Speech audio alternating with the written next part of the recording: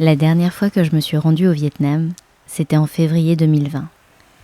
Je rencontre Nodé dans un café d'une petite ruelle de Saigon.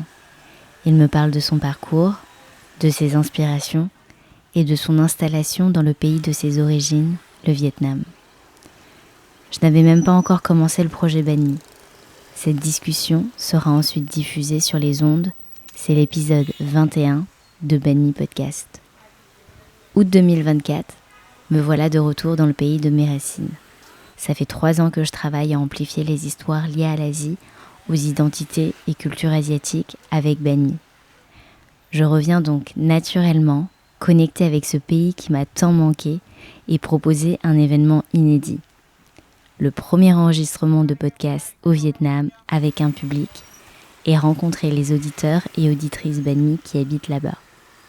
Bien sûr, je demande à Nodé de m'aider à produire cet événement jamais encore réalisé. C'est donc avec beaucoup d'émotion et de gratitude que je vous présente ce hors-série Back to the Roots au Vietnam. Banni, c'est le podcast qui explore le mélange des cultures occidentales et asiatiques.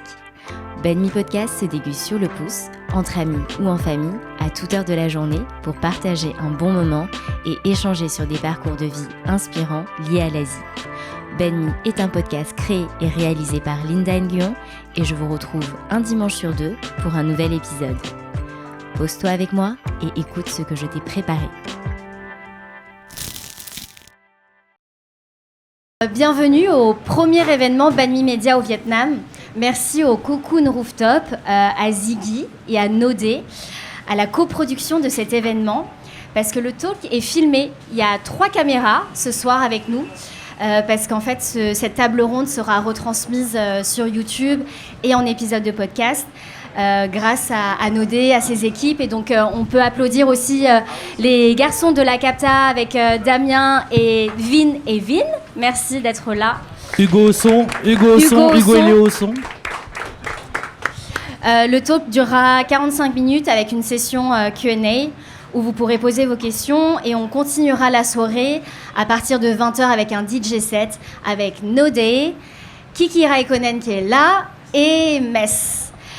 Premièrement, petit sondage du public. Qui connaît Banni Média ici ?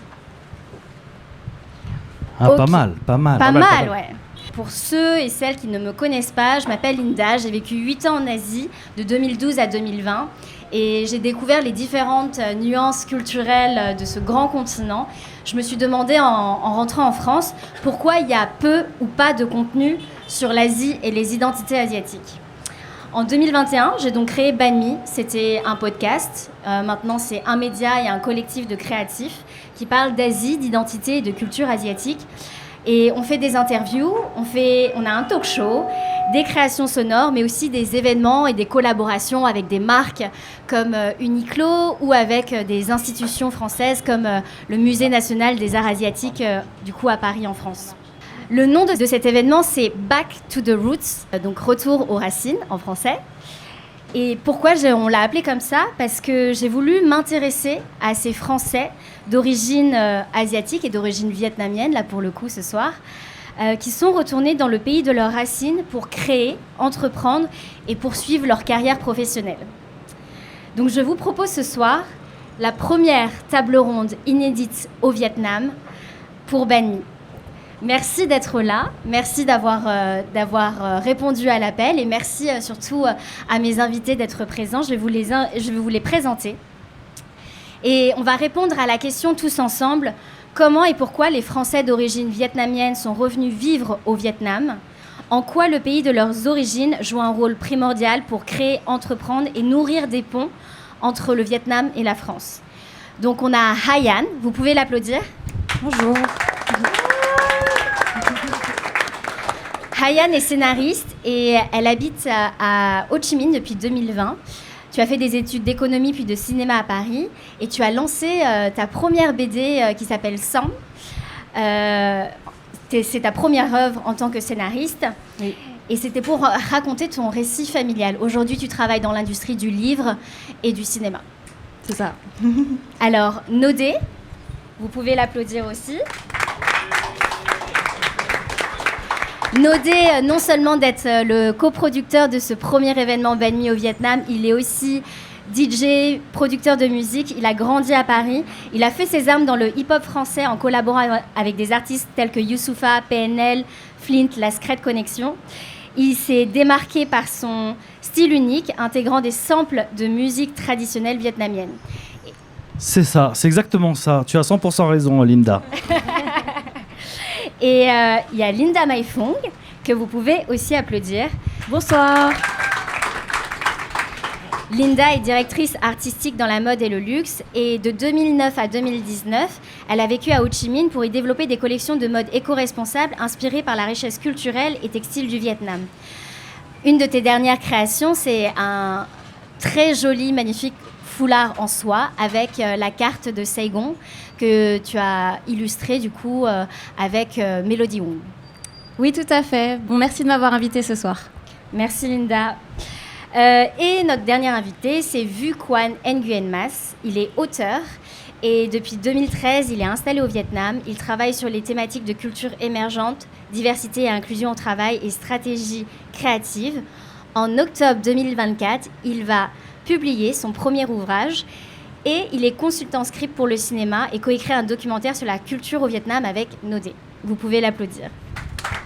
Je crois que c'est ça. Donc merci déjà à tous les quatre d'être là. Ma première question, elle va s'adresser à Nodé.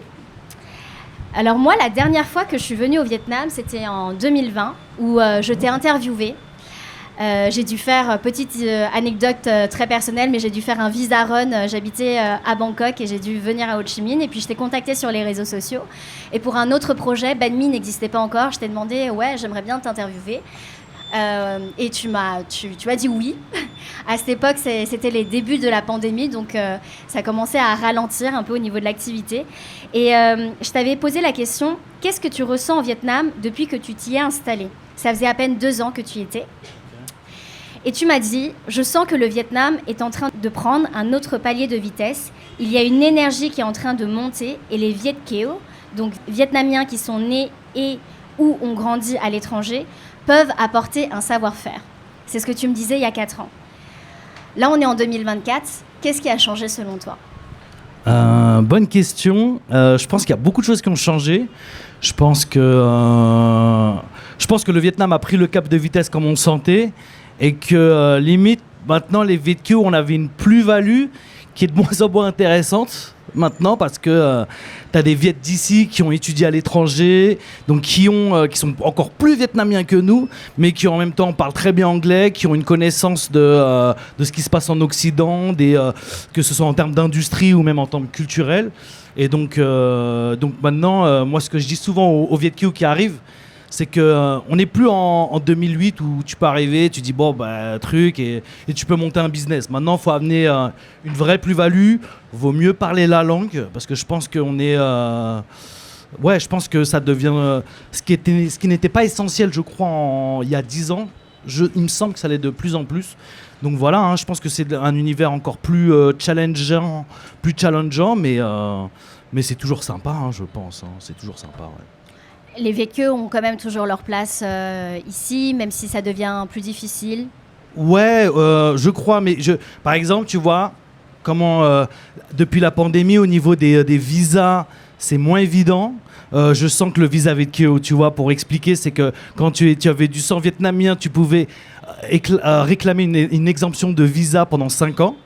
Je sens qu'ils le donnent un peu moins. Pour avoir la citoyenneté, ça un peu moins. Donc, je sens que ouais, on est toujours les bienvenus, mais c'est un peu moins la teuf qu'il y a 10 ans, tu vois. Ok. Donc du coup, tu l'as dit, le pays a très vite évolué. C'est d'ailleurs la meilleure croissance économique en Asie du Sud-Est ces dernières années. Et c'est vraiment au Vietnam. En 2022, le Vietnam a enregistré une croissance économique impressionnante de 8%. Et c'était l'une des plus élevées, non seulement en Asie du Sud-Est, mais aussi dans le monde. Aujourd'hui, il y a de plus en plus de Français, d'étrangers, de Viet Kieu de France, des États-Unis, d'Europe qui souhaitent s'installer ici. Toi, Linda Mai, tu t'es installée pendant 10 ans, de 2009 à 2019. Qu'est-ce qui t'a attiré à l'époque pour tenter l'aventure à Ho Chi Minh et pourquoi tu en es partie ? Alors moi, je suis styliste et j'ai toujours été... j'ai eu des questionnements en fait par rapport à mon histoire familiale parce que je connaissais le Vietnam, mais le Vietnam vu à travers les yeux de mes parents qui sont des Boat People. Donc il y a eu quand même un silence par rapport à notre histoire et j'étais en recherche de mon identité, de ma culture en fait. Et c'est ce qui m'a vraiment beaucoup attirée au Vietnam quand je partais aussi en vacances avec eux, c'est de voir les tailleurs vietnamiens de Ao Dai dans la rue, les marchés qui débordaient de textiles aux couleurs les plus incroyables qu'on puisse imaginer, et tout le travail des groupes ethniques aussi qu'on peut voir dans les régions reculées du Vietnam. Et je me suis renseignée, j'étais passionnée de mode, mais aussi de voyage. Et je me suis dit, il faut que... Et je ne me reconnaissais pas non plus dans la mode en France, en fait. Et je me suis dit, il faut que je parte au Vietnam, que je fasse connaître cet artisanat, cette culture textile. Aussi pour combattre un peu les clichés qu'on connaît, qu'on connaissait qui étaient un peu propagés sur le Vietnam ou l'Asie. Et j'avais envie de montrer en fait une histoire, une image positive, désirable et design du Vietnam en fait. Et c'est comme ça que j'ai monté ma marque en 2009. C'était pas forcément l'image qu'on avait du Vietnam à cette époque? Non, alors moi quand je suis partie en 2009, j'ai l'un de mes meilleurs amis qui m'a demandé « Mais t'es sûre? C'est pas encore la guerre là-bas ?» Ah ouais, c'est chaud. Voilà. Où c'était un endroit exotique, mais où il y avait encore plein de stigmates par rapport à la guerre du Vietnam. Et il n'y avait pas encore d'histoire, je trouve, positive sur la culture vietnamienne. Et moi, j'avais vraiment envie de montrer ce que j'avais découvert en revenant en vacances avec mes parents. Ayane, toi, tu es ici depuis 2020, là où tout a commencé à s'accélérer pour le Vietnam, alors qu'on était en pleine pandémie. Est-ce que ça a été compliqué pour toi de t'installer ici, surtout que tu fais un métier et travailles dans une industrie qui est très spécifique? Tu es scénariste dans le monde du livre et du cinéma. Moi, contrairement à Dawn, ce qu'on peut voir dans No Day Process, c'est que Dawn, il dit... Alors, No Day Process, c'est... No Day ou No Day Process? No Day Process, oui. Ouais. No Day Process, c'est un documentaire qui est sorti en 2021 sur le parcours de Dawn, qui part de Paris pour ensuite se retrouver en Chine, puis au Vietnam, retour aux sources, pour contextualiser. Ouais, c'est ça. Et donc, ce que Dawn dit dans No Day Process, c'est que lui, il en avait un peu marre de Paris, qu'il en avait fait le tour. Et moi, c'était pas du tout le cas. Moi, je finissais mes études, donc j'étais assez excitée de commencer une carrière dans le cinéma français. Et en fait, je suis tombée amoureuse au Vietnam. Du coup, j'ai décidé de déménager au Vietnam en pleine pandémie. J'avoue, c'était un peu un move un peu dramatique, mais ce qui fait qu'il y avait un peu une contradiction en moi. C'est-à-dire que j'étais très heureuse de vivre avec mon amour au Vietnam. Et en même temps, je regrettais un peu d'avoir quitté Paris, mes potes. Je suis très attachée à Paris. Et donc, quand je suis arrivée ici, c'était un peu dur, en vrai. Et parce que j'étais aussi naïve, je pense, parce que, en gros, j'ai sous-estimé ce que ça voulait dire le déménagement. Moi, je me considère comme une vécu hyper connectée au Vietnam. Je viens depuis... je suis toute petite, je viens tous les ans, je parle vietnamien, ma mère, elle vit ici, je le lis, je l'écris, on a une maison ici, donc vraiment, je me suis dit, franchement, ça va être easy. Je vais déménager au Vietnam, pas de problème, quoi. Et finalement, j'ai mis 2-3 ans à me sentir bien ici. Et ça, c'est personnel, mais comme quoi, finalement, ça reste un déménagement, quoi. C'est perdre ses repères, c'est ne plus être avec ses potes. Et aujourd'hui, je suis trop heureuse ici. Donc ça se finit bien. Et je me projette ici, et c'est trop bien. Et tous les jours, je me réveille, j'ai encore tellement de curiosité et d'amour pour ce pays. Et avec le recul, je me rends compte qu'il y avait aussi un phénomène, et peut-être ça vous arrive à vous si vous êtes en train de déménager, ou que plus tard, quand vous allez déménager, c'est que je m'étais mise beaucoup de pression à y arriver ici. Enfin, je sais pas si vous avez eu ça, mais comme j'ai déménagé, j'avais l'impression que je devais prouver au monde, ou à moi-même, à moi-même je pense, parce que le monde il s'en fout. Moi mais surtout à ma mère. Ah, ta mère, ouais. Mais aussi, ouais. Que c'était une bonne décision, que ça valait le coup de faire un move aussi dramatique, d'envoyer tout valser en France et que, en fait, y arriver au Vietnam, dans le pays de tes ancêtres, ça voulait dire quelque chose. Et ne pas y arriver, bah, qu'est-ce que ça veut dire, quoi. Et donc j'avais beaucoup peur, enfin j'avais très peur de ça et je pense que je me suis mis énormément de pression quand je suis arrivée. Je pense que Don, tu l'as vu. C'est vrai. Et voilà, donc avec du recul, je le vois. Et si vous déménagez bientôt ou que vous êtes en train de le vivre, et bah, soyez pas trop dur envers vous-même. On est quand même Viet Kieu, c'est-à-dire qu'on a grandi en France. Moi, j'ai grandi dans le 13e arrondissement de Paris toute ma vie. Voilà, c'est pas le Vietnam, quoi. Donc voilà. Mais aujourd'hui, je suis très contente. Qu'est-ce qui a fait que tu te sens plus intégrée maintenant qu'à tes débuts ou plus en connexion avec le Vietnam? De travailler ici. Ouais, franchement, ça change tout. J'arrivais pas à trouver ma place dans le travail. Et ça, c'est un autre sujet aussi. Parce que, par exemple, si on parle pas la langue, qu'est-ce qu'on peut faire? Moi, je parle le vietnamien, je le parle pas parfaitement non plus. Donc, je suis pas capable d'écrire un scénario full viet. Maintenant, je suis capable. J'ai pris des cours. Mais avant, je pouvais pas. Donc, c'était un peu dur de trouver ma place. Et aujourd'hui, j'ai trouvé un bon équilibre. J'ai publié ma BD en France, mais elle a aussi été traduite et publiée au Vietnam. J'écris des scénarios j'écris des scénarios sur des histoires vietnamiennes, mais produites par la France. Enfin, j'ai trouvé un équilibre qui me satisfait, mais ça a pris du temps. Et aujourd'hui, au quotidien, je travaille en vietnamien, en français et en anglais. Donc voilà, je pense que ça m'a beaucoup aidée.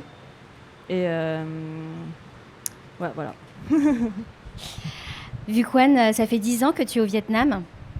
Quels sont, selon toi, et tu as fait un parcours où tu as travaillé dans des entreprises locales, vietnamiennes, Viet Kieu, étrangères. Quels sont, selon toi, les plus et les moins d'être Viet Kieu ici? Et est-ce que tu te sens aussi intégré personnellement et professionnellement? Alors, ouais, j'ai un peu un parcours de pirate où je j'ai pas un métier. Quand on me demande ce que je fais, c'est un peu compliqué de répondre à la question. Je travaillais dans des industries créatives, je pense, je vais dire, pendant les 10 premières années ici. Et je pense que Hayan, pour rebondir sur ce que tu disais, s'insérer un peu professionnellement ici, il y a 10 ans, comme le disait Don aussi, c'était assez évident, dans le sens où, notamment dans des métiers vraiment de contenu, d'intellect, de construction, de structure, de choses très très abstraites, c'était encore très en demande. Il y avait une grosse demande de créatifs notamment. Je me rappelle avec Linda, nos potes, quand on est arrivé au Vietnam, moi je suis arrivé en 2013, c'était des gens qui ont été pris dans la pub, dans des industries de ce type. Et avec le temps, il se trouve que les demandes ont changé. Donc, ce qui fait que ton apport, ce que tu peux proposer, parce que on n'est pas vraiment là pour prendre quoi que ce soit, hein, j'imagine, j'espère. Et du coup, ce qu'on peut apporter a un petit peu changé. Et du coup, quand je discute avec Angélique, ma femme, on se dit que la position qui permet encore d'être intéressant pour les gens ici, c'est quand même de proposer des plateformes, de structurer les choses. Je pense qu'en termes de talent pur, il n'y a plus grand-chose à apporter. Je pense qu'en termes d'animation, en termes même de raconter des histoires, en termes de mettre des choses en images, en termes de créer, inventer des musiques, des sons. Notre invitée ce soir, Mess, ici, c'est vraiment je pense une des musiciennes les plus prometteuses du Vietnam, si ce n'est de la région. C'est déjà là. Donc en fait, mais ce que j'ai ressenti, parce que j'ai eu la chance d'être au contact de ces milieux créatifs, la seule demande, c'est pas montre-moi comment on fait pour créer, mais comment est-ce qu'on le montre au monde, comment est-ce qu'on le partage à plus de gens. Et là-dessus, effectivement, je pense qu'avec mon parcours en tout cas, on a deux, trois tricks, quoi. Après, en termes d'intégration, si on parle d'identité, notamment, moi, j'ai pas eu, contrairement, je pense à Hayan, j'ai pas eu une éducation et un environnement très vietnamien. Mes parents reviennent de temps en temps, mais on n'a pas un ancrage physique, territorial au Vietnam. On a de la famille, mais ça reste très lointain, par exemple, comme relation. Ce qui fait que je suis arrivé un peu comme ça, les mains dans les poches, en disant non, je suis français en fait. D'ailleurs, les gens me reconnaissent pas physiquement comme vietnamien dans la rue jusqu'à aujourd'hui. En revanche, ce que ça a apporté, c'est une peut-être défrancisation. C'est que la distance et le temps cumulés, je pense, ont permis de gratter un peu un vernis que j'avais, qui était très. J'ai eu une éducation très française, je veux dire très blanche même, donc j'ai fait que des parcours très isolés des questions de culture, de racines, etc. Et donc je suis venu avec 0 question identitaire. Je voulais même venir contre ce cliché de je vais chercher mes racines. Et j'en discutais avec une amie là, à Paris aujourd'hui qui fait écho un peu à cette tendance, c'est qu'il y a des familles ou des descendances asiatiques et vietnamiennes où on nous a un peu demandé de ne pas chercher justement, d'être dans l'anticommunautarisme, c'est-à-dire t'es né en France, t'as grandi en France, t'as fait des études ici, tu es français, point barre. Il se trouve que non, il se trouve qu'on a plein de signaux, on a plein de symboles, on a appris plein de choses dans les codes familiaux notamment. Et le fait de vivre ici, ça a montré que ces codes-là n'étaient pas forcément les codes du Vietnam d'aujourd'hui, mais ça a permis d'être un peu plus cosmopolite. Je pense que je vais dire ça au Ho Chi Minh, en tout cas là où on est. C'est une ville qui est quand même très ouverte, un peu aux 4 vents, culturellement. On fréquente finalement autant des anglophones que des francophones, que des vietnamiens. Dans mon immeuble, je croise surtout des Coréens et des Japonais. Il y a un truc là qui est hyper intéressant et je trouve que ma réponse moi à ces questions d'identité, de où se positionner, d'où tu viens, où est-ce que tu vas, c'est plus une question de déplacement perpétuel. Je me déplace, on a déménagé avec Angélique, on a déménagé plusieurs fois ici, on a déménagé plusieurs fois en France, et à chaque fois effectivement c'est toujours c'est toujours un challenge, mais pour nous je pense on vient avec une éducation, un parcours qui a rendu ça vachement plus facile. C'est-à-dire que j'ai grandi en changeant de code, de sphère sociale, culturelle, quasiment tous les 5 ans. Chaque fois que je changeais d'école, c'était un nouveau monde.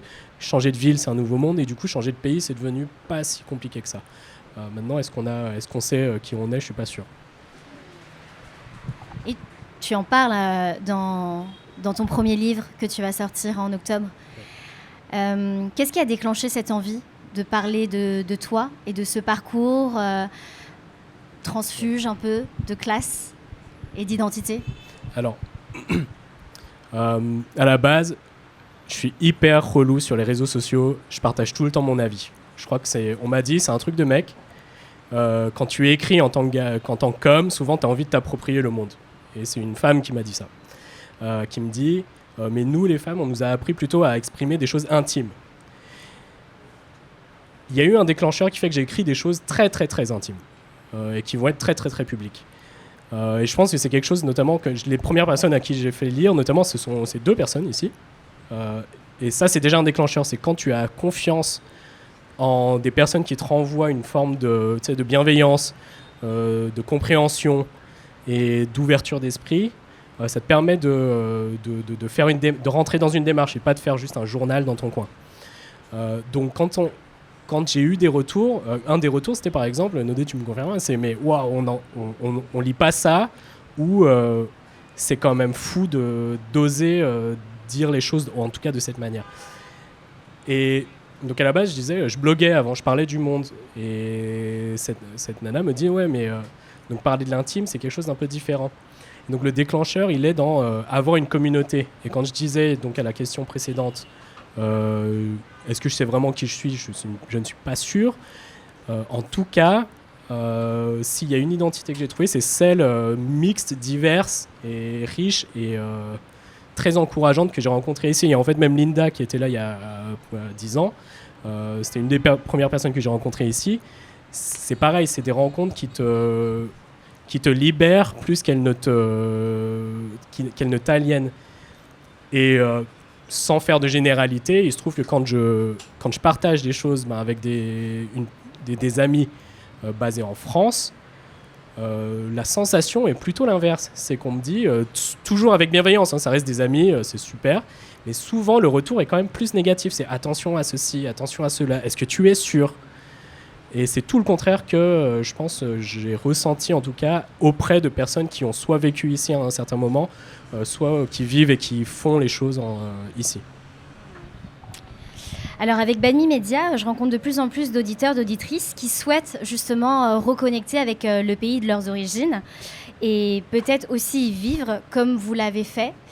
Quels conseils Nodé et les autres aussi, Hayan, Linda, Vukwan, vous pourriez donner à ceux qui ont pu voir votre parcours depuis la France et vous voir évoluer au Vietnam dans ce que vous faites? C'est difficile, hein. Je pense que déjà nous trois, on a des parcours différents. On a des points communs forcément, mais chaque parcours est différent, chaque époque est différente. Bon, il y a un truc pragmatique, c'est l'oseille. Il faut de l'oseille, il faut des sous.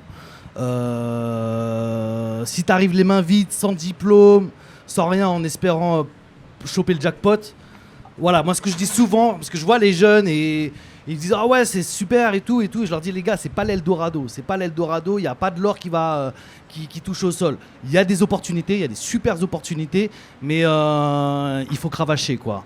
Donc ouais, juste être patient, avoir des sous de côté, s'ouvrir, ne pas rester, parce qu'après tu peux vite rester dans des cercles, tu vois. Et les cercles ici, il y a plein de cercles. T'as le cercle des Français, t'as le cercle des Anglais, t'as le cercle des Australiens, des Russes, des Vietnamiens du sport, des Vietnamiens un peu plus gangsters, des riches. T'as toutes sortes de profils. Donc il faut essayer de jongler avec ces trucs. Et dernier conseil, être humble, tu vois. Je pense que ouais, on peut arriver avec des idées préconçues qui peuvent être justes parfois. Il y a parfois du vrai, mais voilà, des fois, souvent, on a une image de nos parents qui ont quitté il y a un petit bout de temps. Donc, ils vont se dire, ah, les communistes, ils vont nous manger. Ou ouais, je prends des clichés idiots, mais voilà, enfin, tu vois. Oui, c'est le gap dans le discours entre les générations. Exactement. Ils ont une image du Vietnam à un moment donné où ils l'ont quitté et qui n'est pas forcément la réalité. Moi, mes parents, ils sont partis dans les années 60, tu vois. Je suis arrivé en 2017. Il y a presque 50 ans, donc ça n'a rien à voir. Donc l'image qu'ils en ont et qu'ils me l'ont transmis est totalement différente. Donc il faut arriver humblement, sans idées préconçues et voir un peu et jongler avec ça. Voilà en gros les conseils que j'aurais. Hayan, est-ce que tu veux rajouter quelque chose? Je rejoins Dawn sur tous les points. Je dirais en plus que... je dirais plus que... apprenez le vietnamien. Franchement, ça change une expérience et au-delà du fait que ça va être beaucoup mieux ici quand vous comprenez la langue et pouvez communiquer avec tous les gens, c'est hyper puissant quand on est vietnamien de pouvoir réapprendre la langue de ses parents, de ses ancêtres. Enfin, il y a quelque chose qui est quand même assez beau, quoi. Et moi, je prends des cours de vietnamien, j'ai arrêté, repris, un peu comme la salle de sport, quoi. Plusieurs fois dans ma vie. Et je sais que c'est décourageant, c'est dur, c'est pas évident. Et parfois, on a envie juste d'arrêter parce qu'on se voit pas progresser. Mais j'en parle souvent avec mes potes Viet-Kieu américains, par exemple An-Thu qui est ici. Et on s'est beaucoup découragé dans le passé parce qu'on se voyait pas progresser. Mais franchement, aujourd'hui, on se dit... Si on en sait plus qu'hier, et bah, c'est une petite victoire déjà. Et que chaque mot appris, c'est un peu un pas vers tes origines. Et ouais, c'est vraiment puissant de pouvoir communiquer avec ses parents, de réapprendre la langue qu'on a perdue. Donc voilà. Force à vous si vous apprenez le vietnamien. On est tous ensemble là-dedans. Ouais. Toi, Linda, qu'est-ce que tu pourrais donner comme conseil? Et puis surtout, tu as une particularité, c'est que toi, tu as vécu ici pendant 10 ans, mais tu en es partie. Qu'est-ce qui t'a donné envie de partir? Qu'est-ce qui te manque du Vietnam aussi quand tu es en France? Que tu as vécu avec une énergie vietnamienne et quand tu es rentrée en France, qu'est-ce qui s'est passé? Pour le conseil, oui, je vous rejoindrai. Il faut parler absolument vietnamien. Pour faire écho à vos expériences, c'est pareil, moi dès que... Bon, je parlais déjà vietnamien en arrivant, mais ça m'a ouvert tellement de portes, que ce soit la vendeuse du marché qui me faisait les bons prix, pas le prix à touriste, et juste avec ma famille aussi, même si aujourd'hui je l'ai un peu perdu parce que je suis rentrée en France. Tiens, on dit rentrer au Vietnam et rentrer en France. Et voilà, et donc qu'est-ce qui me manque au Vietnam, je vais plutôt parler de quand je suis arrivée ici dimanche. Je suis venue pour mon anniversaire, je fêtais mes 40 ans d'ailleurs. Et j'ai senti une joie immense quand l'avion a atterri à Ho Chi Minh Ville. Et cette joie, cette ville de Saigon pleine de surprises, trépidante, parfois exubérante, elle m'a énormément manqué. Toute cette énergie, cette ouverture d'esprit aussi, ça m'a énormément manqué en France. Si j'avais un mot pour définir mes 10 ans passés au Vietnam, c'était vraiment liberté. Parce que j'ai eu de la chance de pouvoir venir développer une marque de mode éco-responsable. Et quand je parlais de ça en France, on haussait les épaules.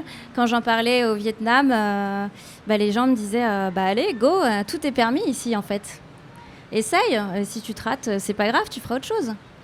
Et ça, ce côté spontané, peut-être parfois même naïf, et la candeur aussi des relations, des interactions que j'ai avec les gens au quotidien au Vietnam, que je retrouve pas à Paris du tout, quoi.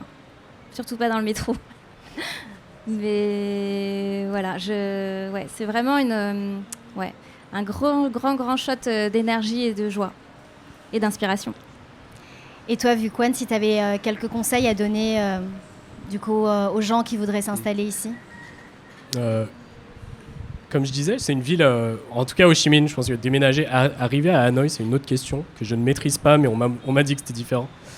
Mais en tout cas, Ho Chi Minh, c'est très cosmopolite. Donc en fait, je pense que ça demande une sorte de compétence sociale que tu peux avoir avant de partir et que j'exemplifierais en disant si par exemple tu as déjà 2 groupes de potes, d'amis distincts, ou si tu as 2 centres d'intérêt très distincts et du coup ça t'amène à fréquenter 2 types de personnes très différentes déjà en France par exemple, c'est une grande force parce que c'est ce qui est un peu exigé ici pour s'insérer, parce que c'est un déplacement tu vas venir de France, donc le Vietnam sera un autre cercle, un autre monde, et Ho Chi Minh étant très grand, très vaste et très multiple, c'est de savoir justement jongler ou aller découvrir sous tous ces cercles un petit peu différents qui permettra de ne pas perdre pied. Et je crois que c'est un peu ce vertige-là que parfois certaines personnes peuvent avoir en arrivant. Si tu viens d'un background où tu étais un peu dans un délire, avec un groupe de potes, et que c'est la première fois que tu bouges, attention, ça peut secouer. Mais voilà, je pense que c'est un peu ce genre d'expérience qui peut aider. Linda, je rajouterais juste un truc, je viens d'y penser, mais en fait, ces conseils-là, c'est pour les VQ, mais en vrai, c'est pour tout le monde, hein, tu vois. J'ai l'impression que ça s'applique pour tout le monde, quoi. Tous les mecs de l'étranger, quoi. Tu parlais d'énergie, Linda, d'énergie vietnamienne. Qu'est-ce que vous avez appris en tant qu'entrepreneur avec l'énergie du Vietnam que vous n'auriez pas pu apprendre en France? Toi, tu as répondu. Donc, j'aimerais bien aussi avoir les avis des autres personnes. Cet état que tu dis où tout est possible et que tu n'as pas ce ressenti-là, cette émotion-là en France. Est-ce qu'il y a d'autres choses aussi que vous ressentez ici et pas en France? Moi, j'ai l'impression que le Vietnam, c'est quand même un pays d'entrepreneurs. Tout le monde entreprend.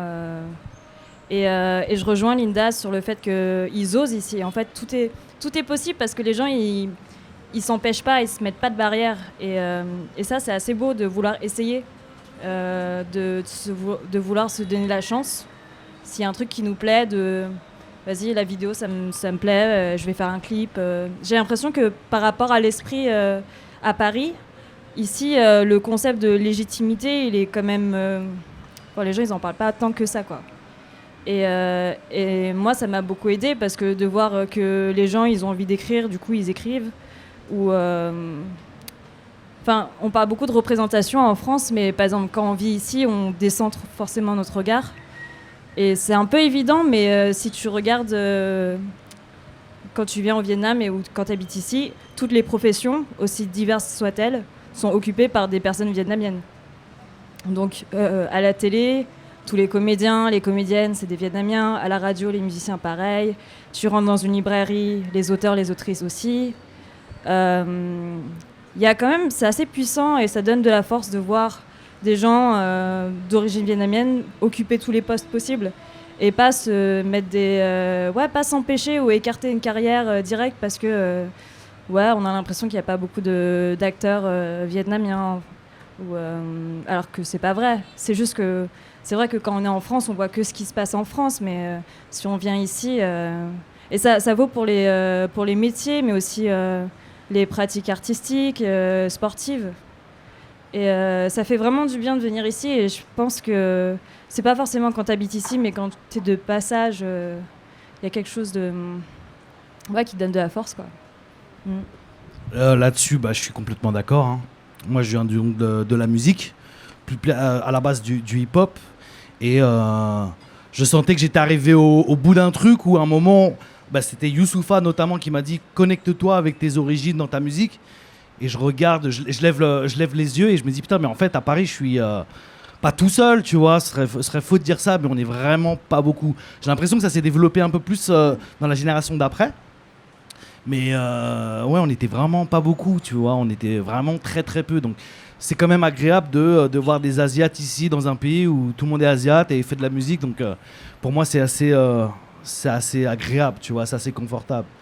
Et juste par rapport au côté entrepreneur, je complète ce qu'elle dit, elle a totalement raison. Ce que j'aime bien, moi je suis de Paris aussi. Monter un business, faire des choses. Moi, je suis un phobique administratif, tu vois. Et j'ai l'impression qu'ici, c'est quand même beaucoup plus gérable, tu vois. Tu peux trouver quelqu'un pour monter un truc, tu as juste à le payer un peu. Enfin, tout est beaucoup plus fluide et ça, c'est quand même cool. Mais vraiment, ça se passe à tous les niveaux. Que ce soit faire des papiers, monter une entreprise, gérer un machin, obtenir un tampon pour un papier. En France, je trouvais ça beaucoup plus dur. Ici, c'est plus facile, quoi. Je suis d'accord aussi qu'il y a vraiment une facilité, je pense mentale, qui est facilitée par le fait que une des choses que j'ai remarqué, qu'on discute souvent avec les gens ici, c'est que quand tu viens de l'étranger, notamment de France, d'Occident, beaucoup de visiteurs sont un peu surpris et saoulés par le fait que rien ne soit vraiment parfait. Et du coup, on disait c'est un peu la culture du presque ici. Ici, c'est presque toujours bien. Tu vois, tout est presque bien. Mais il manque toujours un petit truc. Et en fait, tu viens d'une culture où on t'a toujours dit « Attends, il manque une virgule là. » Et puisqu'il manque cette virgule, tu vas pas faire ce truc. Tu vas pas pouvoir faire ton projet, tu vas pas pouvoir avancer. Et on a cette différence maintenant où l'imperfection, et j'ai envie de dire, ça a débloqué un truc, je pense, notamment chez moi, où c'est la première fois que j'écris ou je porte un projet artistique. C'est un peu l'éloge de la médiocrité. Et quand je dis ça, c'est que la médiocrité, ça construit l'excellence. C'est que sans passer par les tests, les prototypes, un truc moyen, sans l'accumulation de ces projets moyens, sans la rencontre avec d'autres gens aussi moyens que toi, jamais n'émergera un génie. Alors qu'en France, on est un peu dans cette prétention de « t'as le droit de faire des choses que si t'es un génie, donc on va te check plein de fois avant ». Est-ce que t'as fait ça? Est-ce que t'as rencontré telle personne? Est-ce que l'autre personne t'a validé? Est-ce que machin? Et en fait, je sais pas comment on dit en français, mais c'est beaucoup de gatekeeping. Donc t'as beaucoup de gens qui gardent les portes fermées. Et ça, je pense que le Vietnam t'apprend un peu qu'il y a des endroits où cette mentalité est différente et ça libère les choses. Et je pense que notamment pour construire une créativité vietnamienne, asiatique, que ce soit ici ou ailleurs dans le monde et notamment en France, on a un besoin un peu de cette liberté, on a besoin de cette émulation, on a besoin d'être plusieurs, on a besoin d'encouragement. Et effectivement, malheureusement, de mon expérience, parce que j'ai fait quand même presque 10 ans d'entreprise, d'ailleurs, d'entrepreneuriat en France avant, c'est pas du tout le cas. T'as personne qui dit « Ouais, vas-y, on sait pas si ça va marcher, mais on va y aller ». Ici, c'est le cas. Donc, vive la médiocrité. Mais ensemble, on va faire un truc un peu chiadé. Voilà. Alors, on l'a dit en introduction, vous êtes dans des domaines quand même créatifs, le cinéma, la musique. Pardon. Pardon. Mais je veux juste clarifier, tout ce qu'ils font tous les trois, c'est mortel. C'est pas médiocre. Donc le cinéma, la musique, le textile. Ah, tu veux rajouter quelque chose, Linda? Vas-y. Ouais, pour rebondir sur l'éloge de la médiocrité, et parce que je veux toujours rester positive, je dirais plutôt c'est la culture de l'inachevé ou du DIY en fait. On a l'impression que tout est bricolé, et comme c'est inachevé, on est créatif et on va changer, faire bouger les choses. Et tu parlais de fluidité tout à l'heure, c'est exactement ça le Vietnam en fait.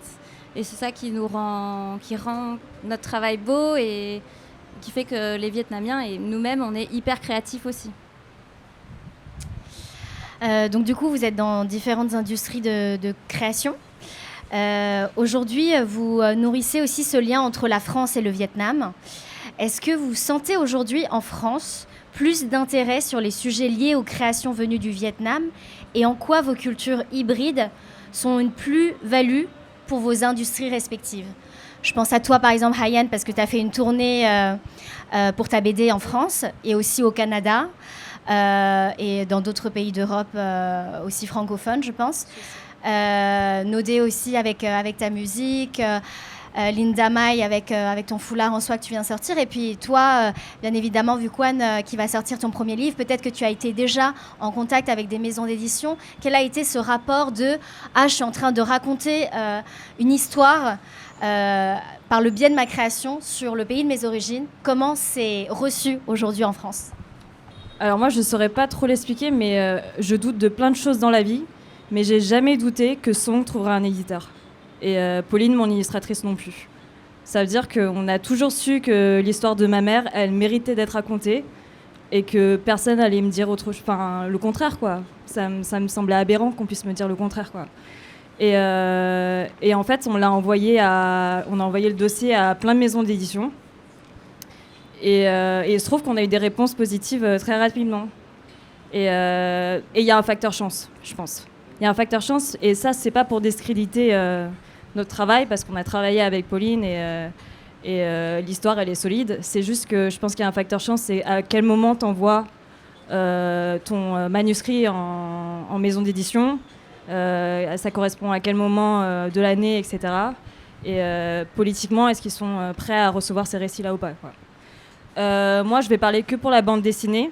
En France, on est très BD-phile. Et les gens adorent les BD témoignages familiales historiques. Moi, j'ai été inspirée par Persépolis de Marjane Satrapi, qui a super bien marché en France. J'ai été inspirée par Maus de Art Spiegelman, où je me suis retrouvée dans sa relation avec son père. Et je savais que ça marchait. Et il y a eu des gens avant moi qui ont sorti des BD. Je crois qu'il y a Marcelino Chung qui a sorti une BD qui s'appelle Une si jolie petite guerre quand je sortais du lycée. Et ça fait que j'avais confiance, quoi.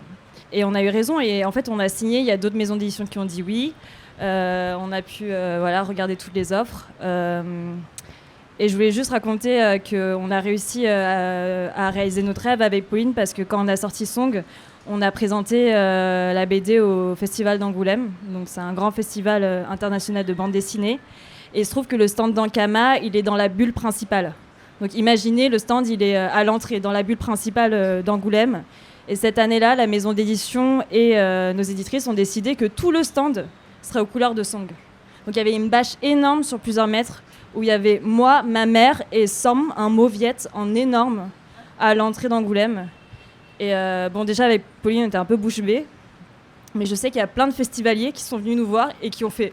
Mais j'ai cru que j'hallucinais, en fait. Je suis rentrée à Angoulême, j'ai vu Som, en gros, avec des visages vietnamiens. Enfin, il y a quelque chose de très émouvant et très puissant de se voir dans l'espace, en fait. Où la BD, c'est quand même Astérix, Tintin, etc. Donc, de nous voir à l'entrée comme ça, moi, je suis encore très reconnaissante envers nos éditrices de chez Ankama, de nous avoir poussés, mais aussi aux libraires. Il y a une très bonne réception de Song, que ce soit en France comme au Vietnam. C'est pour ça qu'on a pu faire une tournée un peu partout en France, en Suisse, à Montréal.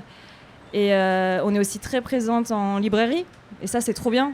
Moi, j'ai fait toute ma culture BD en librairie, non, pas en librairie, pardon, en bibliothèque municipale.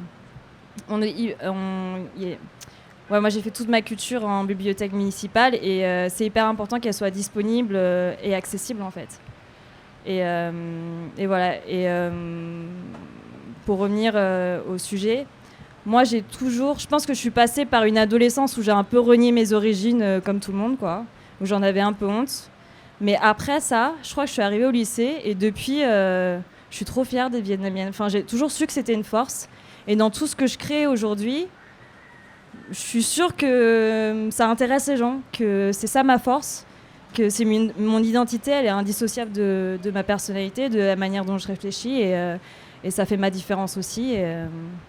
Ouais, je suis assez optimiste et je trouve qu'on avance en France dans le monde de l'édition, de la BD, du cinéma. On avance quand même vers plus de diversité et je trouve que ouais. En tout cas, si le cas de Song peut encourager les gens à écrire, à publier. Tu parles du monde de la BD et du cinéma, mais justement, la BD, c'est quand même plus accessible. Et puis, comme tu le disais, la France, c'est un pays de bande dessinée.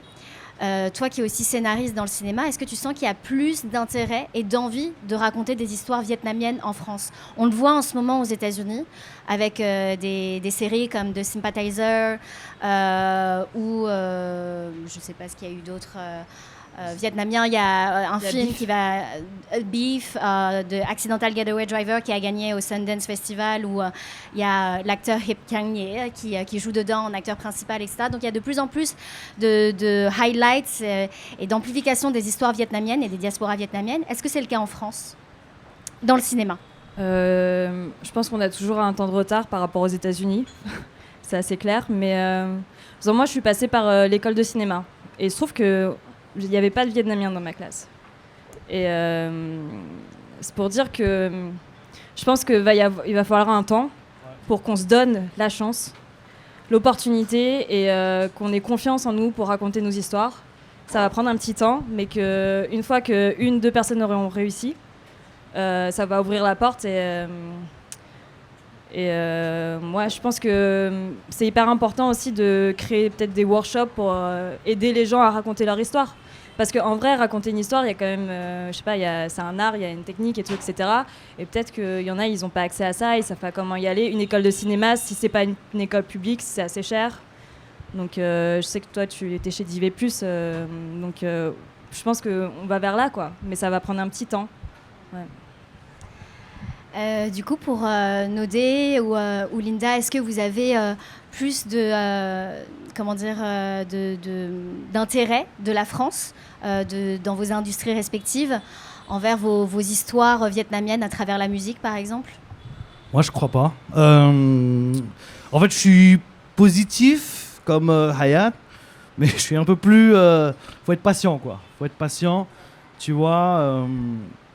la BD de Hayan, elle est incroyable, mais elle raconte une histoire de guerre, tu vois, parce que je pense que pour les Français, le Vietnam, et c'est normal, c'est beaucoup la guerre, tu vois. Donc parler de, je sais pas moi, les jeunesses vietnamiennes, ils ont...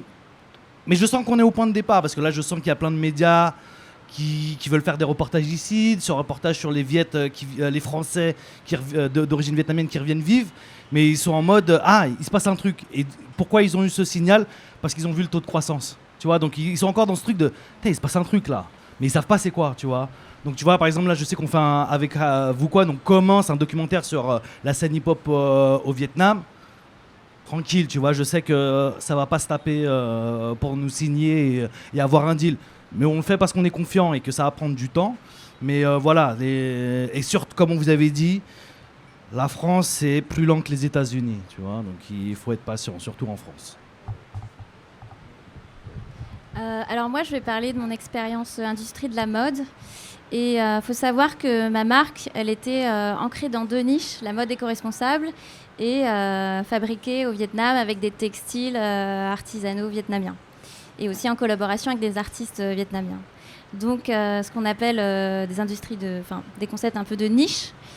Et du coup, quand on est singulier, comme ça, qu'on a une identité et En ayant exposé ma marque dans des salons en France de mode, j'ai eu énormément de retours positifs, des commandes de concept store, parce que j'avais une identité différente, mais aussi ancrée un peu mode à la française, parce que j'ai été formée en styliste de mode en France, avec des petites touches vietnamiennes.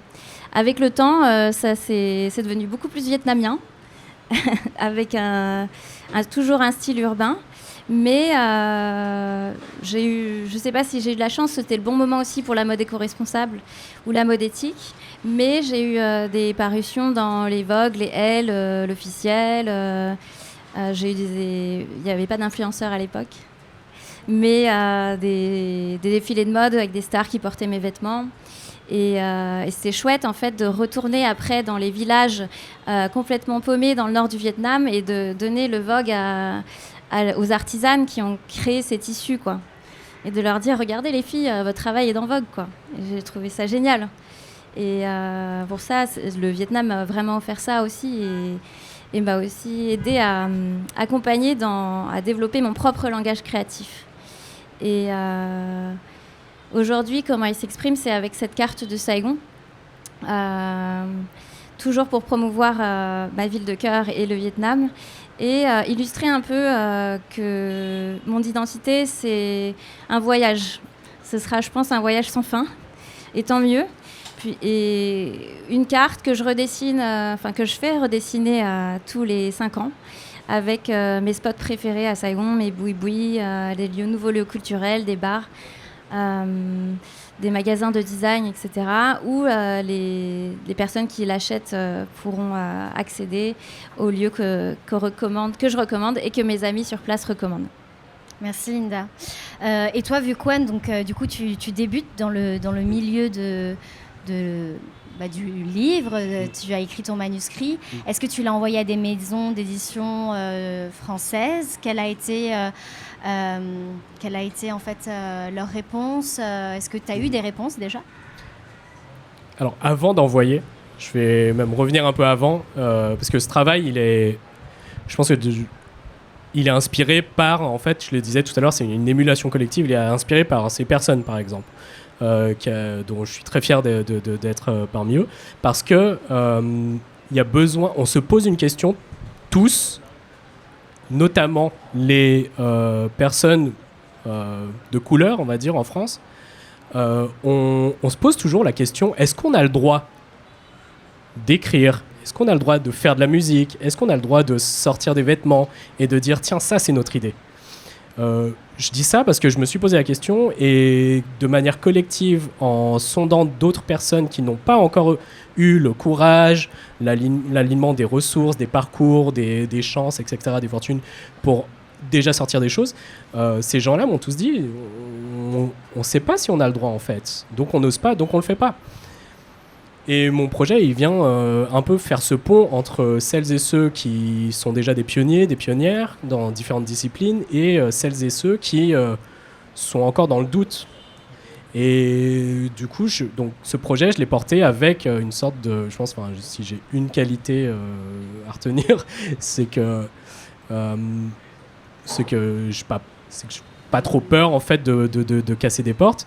Donc, j'ai monté les projets, j'ai reçu des bons feedbacks de gens qui ne sont pas des éditeurs, mais qui connaissent un peu les milieux créatifs.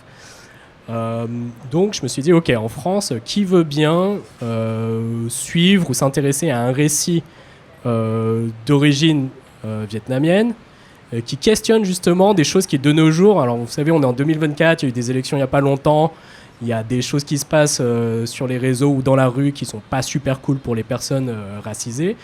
Dans ce cadre-là, qui va bien s'intéresser à quelqu'un qui pose la question de est-ce que tu as le droit de t'exprimer quand tu as l'air différent.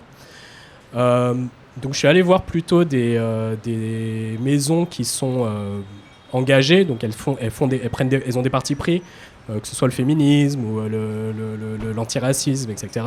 En me disant, bon, parce que mon travail, c'est pas un roman poétique, universel, qui va parler à tout le monde de manière immédiate parce qu'il touche au cœur de quiconque. Il est assez ancré dans des réalités, il est ancré dans plein de milieux sociaux que j'ai côtoyés en France. Il est assez gonzo, donc il y a de la vie, il y a de l'opinion, et en France, on n'a pas l'habitude de ça. Donc, si vous ne connaissez pas trop le milieu de l'édition, en France, contrairement aux États-Unis notamment, on aime bien la fiction, on aime bien les choses qui transmettent des messages, mais un peu sous le filtre de la fiction, mais on n'aime pas trop les essais où tu mélanges les deux, où tu racontes un truc et en même temps tu commentes. Ça se fait surtout chez des Américains. Donc moi, mon inspiration, elle est venue aussi d'auteurs comme Viet Thanh Nguyen, qui se permettent de dire les choses, qui se permettent d'écrire les choses, qu'il écrit très bien, il fictionnalise aussi, mais il commente très fort. Et ça, en France, on n'a pas l'habitude. Donc il faut aller voir des maisons spécialisées.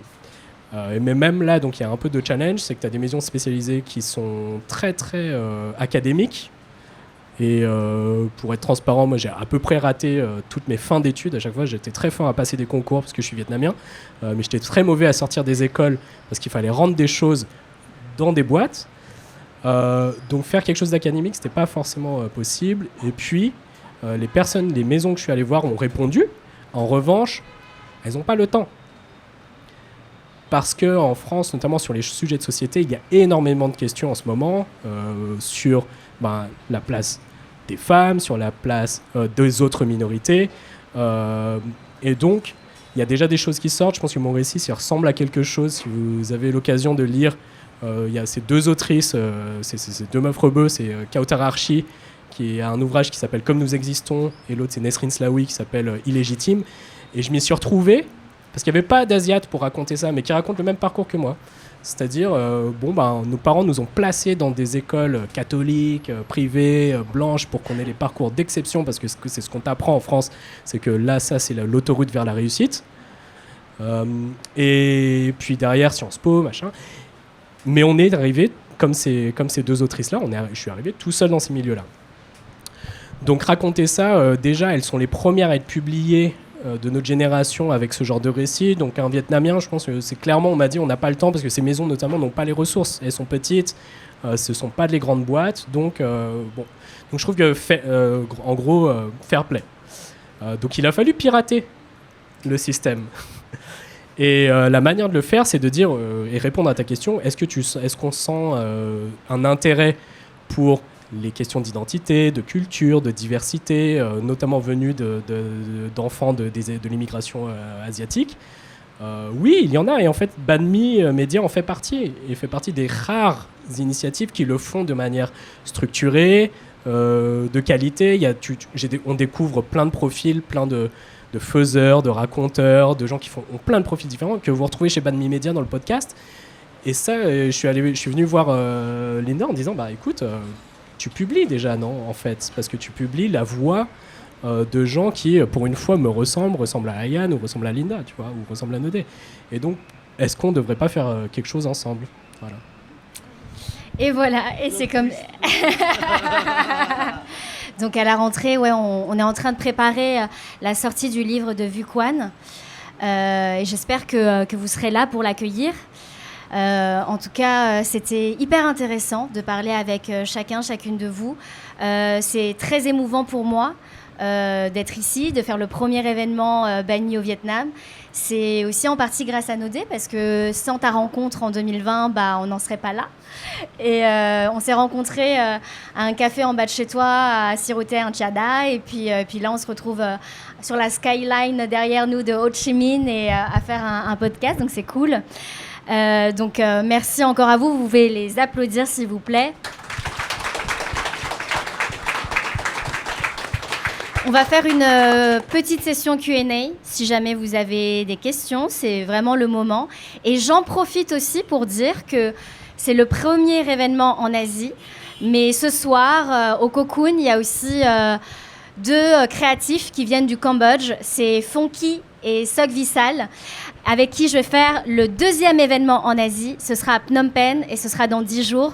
Et je suis très heureuse de le faire aussi avec vous. Donc, si jamais vous êtes en voyage aussi au Cambodge le 30 août, on sera là-bas pour rencontrer aussi des Franco-Khmers qui vivent au Cambodge.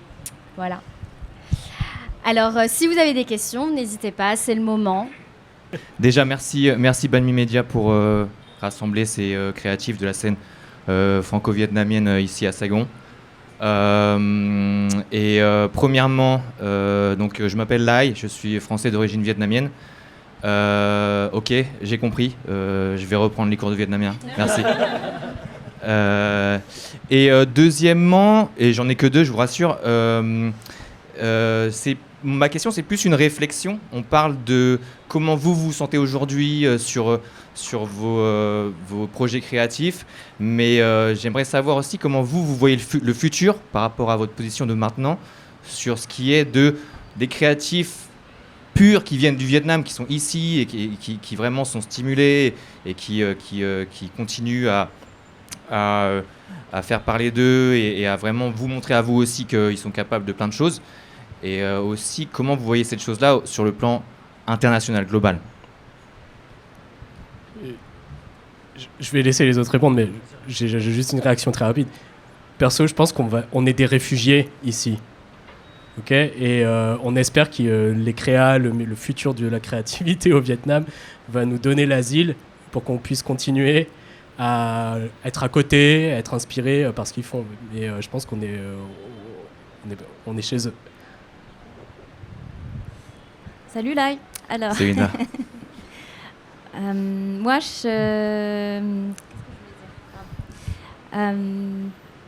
en fait, j'ai raccroché à produire des collections de mode éthique au Vietnam parce que je suis plus au Vietnam et pour moi c'était important d'être sur place pour travailler avec les artisans. Et en fait, en revisitant Saigon, en essayant de découvrir des nouveaux endroits pour la future carte de Saigon, que j'ai pas montrée d'ailleurs, j'ai visité plein de magasins de design, de créateurs, de bijoux, de mode et des cafés aussi. Et c'est super inspirant et je me dis qu'il faut continuer, que j'ai envie d'avoir cette mission de les promouvoir. Donc j'ai plein d'idées qui fusent, j'ai envie de créer une plateforme pour promouvoir les créatifs vietnamiens. Et voilà, j'espère que ça va se faire et que je vais pouvoir montrer tout le travail et le talent des Vietnamiens au monde entier. Pour faire court, j'essaie de pas trop me poser la question. Tu vois, comme une relation amoureuse, je donne. Je rejoins ce qu'on se dit. C'est que moi, quand j'étais arrivé, je me sentais assez chaud musicalement, tu vois. Genre, putain, je suis fort, tu vois. Et je trouve qu'après Covid, en fait, je me dis bien, en fait, les mecs, ils sont tout aussi forts que moi. Ils chargent moins cher que moi. Donc je me dis, bon, ben voilà, on va passer plus en rôle de grand frère et essayer de structurer. On a aussi cette vision, nous, je trouve, en tant que Français avec vécu et tout, c'est que la partie documentaliste, information, elle est moins présente qu'en France. Donc je me dis, essayer de documenter la scène ici, je pense que là, pour le coup, je trouve qu'on a une plus-value. Donc voilà, j'essaie de jouer un peu en rôle de grand frère pour les petits jeunes ici. Et s'ils veulent plus de moi, ben on se barrera. Hein, mais pour l'instant, en ayant cet état d'esprit, moi, je me sens super bien ici, quoi. Toi, Yann, t'as un truc à te dire? Merci Lai pour ta question. Moi je suis au début de ma carrière donc je suis hyper excitée. Je l'ai commencé au Vietnam en fait et je pense que mes origines vietnamiennes elles m'inspirent comme le fait d'autres choses en fait. Même au titre que je suis une femme par exemple et par exemple j'adore les personnages féminins, j'adore écrire des personnages féminins, les femmes m'inspirent trop et je pense que j'aimerais trop collaborer avec d'autres réals femmes ici ou scénaristes. On a déjà un groupe où on se voit assez souvent et moi je sais que j'ai un regard Viet Kieu et je l'assume parce que c'est mon identité, mon histoire et c'est intéressant je pense de travailler ensemble et d'écrire une histoire qui représente un peu tout ce qu'on peut être quoi, en tant que Vietnamien. Voilà. Merci. Merci Lai. On va prendre une deuxième et dernière question je pense. Bonsoir à toutes et à tous. Donc, vous avez parlé de réfugiés, vous avez parlé d'origine. Et la question que je vous pose, c'est qu'est-ce qui fait la force de nos origines, c'est-à-dire nos aïeux, nos ancêtres? Comment on rend hommage à nos ancêtres? Parce que vos parents sont partis en France à un moment, et à un moment, ils ont perdu leurs racines en France. Ils ont les autels qui font hommage à nos ancêtres, les prières tous les jours, c'est assez important.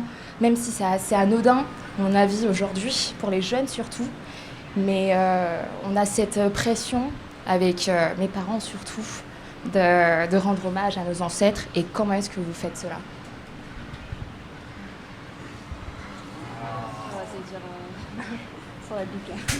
Ah là c'est deep, là c'est trop deep. Mais la même réponse, hein, je réfléchis pas trop. En fait, ce qui est bien avec la musique, c'est que c'est un art où tu réfléchis pas trop, tu vois. Tu réfléchis après coup, mais tu vas à l'instinct. Et j'ai suffisamment... je crois suffisamment en moi. J'espère que les ancêtres, ils seront fiers de ce qu'on fait et on verra, tu vois. Mais pour ma part, je réfléchis pas trop. Je sais pas pour vous, Linda. Bon alors, c'est mes ancêtres directs à moi ou le Vietnam en général, l'héritage culturel vietnamien? À vous. À moi. Bah, mes parents ont quand même un hôtel à la maison avec la photo des ancêtres. Mais moi, j'ai plus compris la question comme comment je rends hommage à l'héritage ou le patrimoine ou le matrimoine culturel vietnamien. Et c'est ce que j'ai essayé de faire avec ma marque en travaillant avec les groupes ethniques. D'ailleurs, il y en a 54 au Vietnam qui tissent, brodent ou teignent ou peignent encore leurs tissus eux-mêmes. Et c'est pour ça que je les ai intégrés dans mes créations. Parce que ces tissus-là, ces symboles qui sont peints, c'est un vocabulaire textile et un vocabulaire intangible du patrimoine ou matrimoine d'ailleurs culturel vietnamien, puisque c'est plus les femmes en fait qui font des textiles, et qui tendent à disparaître parce que dans ces régions reculées, les jeunes, ils n'ont pas envie de faire pousser du chanvre pour fabriquer du tissu et les peindre et les vendre au marché, quoi. Ils partent dans les villes pour trouver du travail dans la tech. Et c'est dommage parce qu'il y a une veste que j'avais créée avec de la soie laquée vietnamienne qui est laquée aux fruits de l'ébénier, qui était un best-seller de la marque d'ailleurs. Un super beau blouson qui était en soie, qui ressemblait presque à du cuir mais super léger. Et cette soie, elle a disparu parce que le dernier artisan et agriculteur qui le faisait pousser et qui le fabriquait m'a dit que c'était pas du tout rentable. Et je trouve ça hyper triste en fait de perdre ce patrimoine culturel-là, artistique et qui fait partie de la culture vietnamienne en fait. Voilà comment j'essaie de rendre hommage à mes origines, à mes ancêtres. J'aime bien cette question en fait parce que si j'ai bien entendu, il y a un peu une question de filiation, d'héritage un peu familial. Là, c'est ma culture un peu tradicato qui parle. Il y a plein de manières de le faire. Donc, j'entends qu'il y a des pressions, qu'on se mette nous-mêmes, ou que la famille, ou que la culture autour de nous peut transmettre. Et chacun d'entre nous, je pense, grandit avec justement des nuances différentes. Il y a des lignées où c'est très, très ancré, où tu dois vraiment montrer des signes de tout ça. Et il y en a d'autres, notamment la mienne, où c'est plus diffus, donc il n'y a pas eu d'attente formelle. Et donc je peux te partager mon expérience, c'est que j'ai une filiation, mais mes parents n'ont pas mis une pression directe sur ces questions-là. C'est plutôt passif, c'est qu'ils nous transmettent des choses. Bon. Donc je pense pas m'être mis une pression sur à qui parle ou à qui rend hommage mon travail, par exemple, ou comment je le fais. D'ailleurs, il peut créer un peu des frictions, hein, parce que la manière dont tu peux faire des choses, ce que tu dis et comment, c'est vrai que c'est scruté dans une famille. Donc il faut faire attention un peu à ça, et il faut savoir comment le naviguer. Mais au-delà de ça, non, effectivement, ta question soulève un truc qui me revient à l'esprit, c'est que mon grand-père paternel, il vient de Hue. Et donc, mais il est parti aux États-Unis. Donc mon père est parti en France avec sa sœur, mais le reste de la famille est parti plus tard dans les années 90 avec les programmes Macho aux États-Unis. Je le rencontre pour la deuxième fois de ma vie, je crois, au début des années 2000 là-bas. Tu parles? Je parle vietnamien, mais pas tingolais.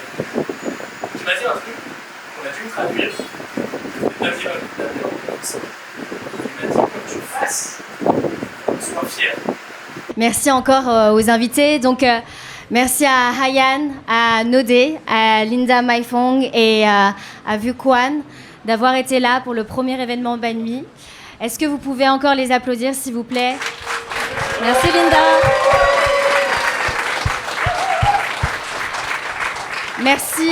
Merci au Cocoon Rooftop de nous avoir accueillis et à l'équipe Capta d'avoir été là, présent avec nous. Cet événement est en coproduction avec Nodé. Donc merci d'avoir mis en place les choses pour nous accueillir. Ça me touche énormément, ça me rend très fière de voir qu'on est là, qu'on amplifie nos voix tous ensemble.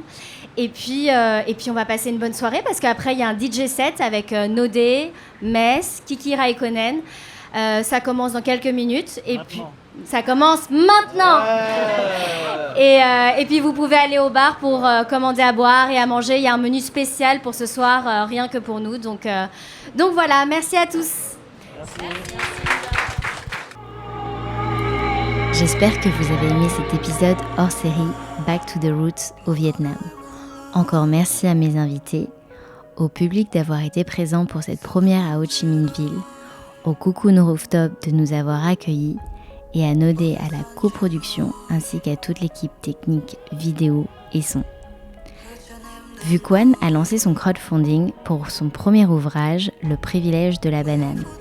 Comme vous avez pu l'entendre dans l'épisode, Badmi soutient son lancement. Si vous souhaitez précommander le livre, je vous mets le lien en description. Merci à toutes et à tous pour vos partages, vos messages et votre soutien à Badmi et dans tous nos projets créatifs.